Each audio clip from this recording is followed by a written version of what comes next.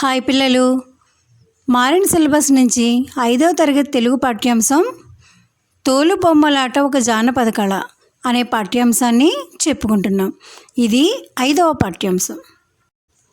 పిల్లలు, ఈ రోజుల్లో మనకి ఏదైనా సమాచారం చేరవేయాలన్నా మరియు వినోదం కోసం టీవీలు, సినిమాలు, పేపర్సు ఇలా రకరకాల మాధ్యమాలు మనకి అందుబాటులోకి వచ్చాయి.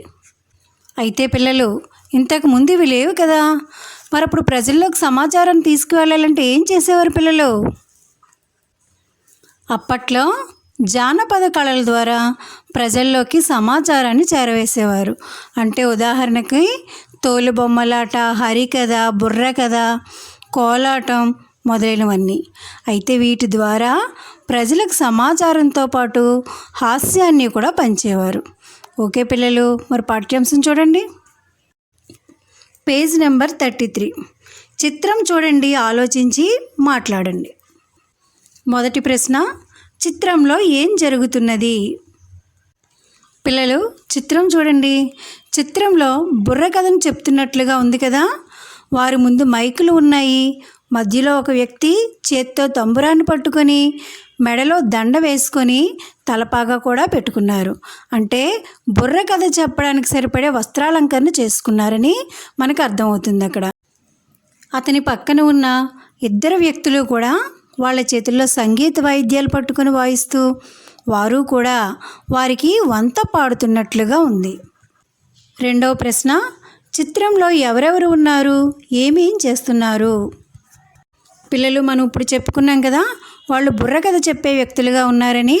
అయితే ఆ బుర్రకథ చెప్పే వ్యక్తుల్లో మధ్యలో ఉన్న అతనిని కథకుడు అంటారు. అతని పక్కన ఉన్న ఇద్దరు వ్యక్తుల్ని వంతలు లేదా వంతగాళ్ళు అంటారు. వాళ్ళ చేతుల్లో ఉన్న వాద్యాలను సమ్మెటలు అంటారు. వాళ్ళు ముగ్గురు వాద్యాలు వాయిస్తూ బుర్రకథను చెప్తున్నారు. మధ్యలో ఉన్న వ్యక్తి బుర్రకథ చెబుతూ ఉంటే అతని పక్కన ఉన్న ఇద్దరు వ్యక్తులు సై సయ్యన్ లేదా తందాన తానా అంటూ వంతలు పాడుతూ ఉంటారు. మూడవ ప్రశ్న, ఇలాంటి ప్రదర్శనలు మీరు ఇంకా ఏమేమి చూశారు? కోలాటం, హరికథ, గంగిరెద్దులాట, పగటి వేషం ఇలాంటివి ఇంకా మీరు ఏమేమి చూశారో చెప్పండి. కవి పరిచయం. ఈ పాఠానికి కెవి రామకృష్ణ రచించిన తోలుబొమ్మలాట వ్యాసం ఆధారం. తోలుబొమ్మలాట పాఠ్యాంశ ప్రక్రియ వ్యాసం. ఇతివృత్తం కళలు. పాఠ్యాంశం తోలుబొమ్మలాట ఒక జానపద కళ. తాదిమిత కదిమి తోలుబొమ్మ, దీని తమాషా చూడరా మాయబొమ్మ. పిల్లలు, మీరు ఎప్పుడైనా తోలుబొమ్మలాట గురించి విన్నారా? అది మన ప్రాచీన జానపద కళ. ఎందరో గొప్ప గొప్ప కళాకారులు వందల సంవత్సరాలుగా తోలుబొమ్మలాట కళకు జీవం పోశారు. మనం తోలుబొమ్మలాట గురించి తెలుసుకుందామా? 90 ఆమడలైనా వెళ్ళి తోలుబొమ్మలాట చూడాలి అనే ప్రాచీన నానుడి వలన ఆనాటి గ్రామీణ జీవితాలలో తోలుబొమ్మలాటకి ఎంత ప్రాముఖ్యం ఇచ్చారో తెలుస్తున్నది.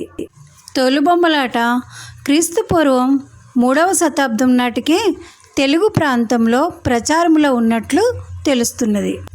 మన ఆంధ్రాలో తూర్పుగోదావరి, వైఎస్ఆర్ కడప, అనంతపురం, శ్రీకాకుళం, విశాఖపట్నం జిల్లాల్లో తోలుబొమ్మలాట కళాకారులు ఉన్నారు. మహారాష్ట్ర నుండి వలస వచ్చిన ఆరే కులస్తుల నుండి ఈ తోలుబొమ్మలాట ఇతర కులస్తులు నేర్చుకున్నారు. పిల్లలు, ఈ చిత్రంలో చూడండి.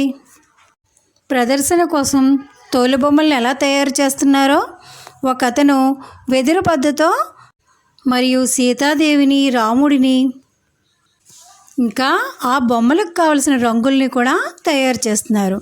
మీలాంటి అల్లరి పిల్లలు వాటిని ఎలా తయారు చేస్తున్నారని ఆశ్చర్యంగా తెరలో నుంచి ఎలా చూస్తున్నారో చూడండి.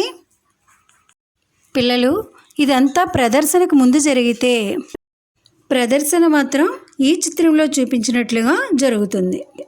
పిల్లలు చూడండి, ముందు వైపు తెల్లని పల్చటి బట్ట కట్టారు. వెనక కళాకారులు కూర్చొని వాటిని ఆడిస్తున్నారు. మరికొంతమంది కళాకారులు సంగీత వాయిద్యాలను వాయిస్తూ వంతలు కూడా పాడుతున్నారు. ఓకే పిల్లలు, మరి పాఠ్యాంశంలోకి వెళ్దామా? తోలుబొమ్మల తయారీలో జంతు చర్మాలను ఉపయోగిస్తారు. ఇవి అన్ని కాలాలకు అనుకూలంగా ఉంటాయి. తోలుబొమ్మలు 1 అడుగు నుండి 4-5 అడుగుల ఎత్తు వరకు తయారు. వీటికి ప్రకృతి పరంగా దొరికే మోదుగ పువ్వు, బంక, దీపపు మసి వంటి సహజ సిద్ధమైన రంగులను తోలుబొమ్మలకు వాడటం వల్ల వాటికి ఎటువంటి హాని జరగకుండా ఉంటుంది. బొమ్మలను తెర మీద ఆడించడానికి అనుకూలంగా వెదురు బద్దను బొమ్మ మధ్య భాగంలో కడతారు. బొమ్మను ఆడించడానికి ఈ వెదురు బద్దే ఆధారంగా ఉంటుంది. 3 వైపులా మూసి ఉన్న పందిరి వేసి ముందు వైపు తెరలాగా పల్చటి తెల్లని బట్ట కడతారు. ప్రదర్శనకు 6 నుంచి 8 మంది కళాకారులు ఉంటారు. కథలో స్త్రీ పాత్ర వచ్చినప్పుడు స్త్రీలు, పురుష పాత్ర వచ్చినప్పుడు పురుషులే పాట పాడుతారు. వంతలు హార్మోనియం, మద్దెలు, తాళాలు వాయిస్తూ వంత పాడుతారు. తోలుబొమ్మలాటలో చెప్పే భాగవత కథల్లో ఎక్కువగా భక్త ప్రహ్లాద, సావిత్రి, కృష్ణలీలలు మొదలైనవి 3 రోజుల పాటు ప్రదర్శిస్తారు. రామాయణ, భారత, భాగవత కథా వస్తువులతో పాటు సమాజానికి అవసరమైన వేమన, సుమతి, నీతి శతకాల్లోని పద్యాలను, శ్లోకాలను, సూక్తులను, నీతివాక్యాలను, సామెతలను సందర్భానుసారంగా ఉపయోగిస్తారు. Page number 36. కథ ప్రారంభానికి ముందుగా గణపతి ప్రార్థన చేస్తారు. తోలుబొమ్మలాటలో ప్రదర్శన నాటక రంగంతో ప్రారంభించి సురభరాగంతో ముగిస్తారు. పిల్లలు, తోలుబొమ్మలాటలో ముఖ్యంగా పిల్లలను, ఇతర సామాన్య జనాన్ని నవ్వించే 2 హాస్య పాత్రలు ఉంటాయి. అవి కేతిగాడు, బంగారక్క. కేతిగాడినే జుట్టు పోలిగాడని కూడా అంటారు. వీరు ప్రదర్శన మధ్యలో ప్రత్యక్షమై చమత్కారంగా మాట్లాడుతూ ప్రేక్షకులను కడుపుబ్బా నవ్విస్తుంటారు. ఈ కళాకారుల కుటుంబాలలో చిన్నప్పటి నుంచి పిల్లలకు ఈ కళపై శిక్షణను ఇస్తారు. తోలుబొమ్మలు తయారు చేయడం, వాటిని ఆడించడం, పద్యాలు, పాటలు గానం చేయడం, సంభాషణలు పలికే తీరు తదితర అంశాలపై తర్ఫీదునిస్తారు. తోలుబొమ్మలాటలో ప్రదర్శించే కథలు, గాథలు పుస్తక రూపంలో ఉండవు. కనుకనే పిల్లలు వీటిని ముఖతః పారాయణ అంటే ఒకరు చెబుతుంటే విని నేర్చుకోవడం ఇలా చేస్తారు. ఇందుకు వారికి మంచి జ్ఞాపక శక్తి కావాలి, ప్రదర్శన నైపుణ్యం కూడా కావాలి. ఏ కళారూపమైనా రక్తి కట్టేది కళాకారుని నైపుణ్యంతోనే. కళల ద్వారా మానవ నాగరికత ప్రతిబింబిస్తుంది. జానపద కళలు ఒక తరం నుంచి మరొక తరానికి శృత పాండిత్యంతో ప్రవహిస్తూ ఉంటాయి.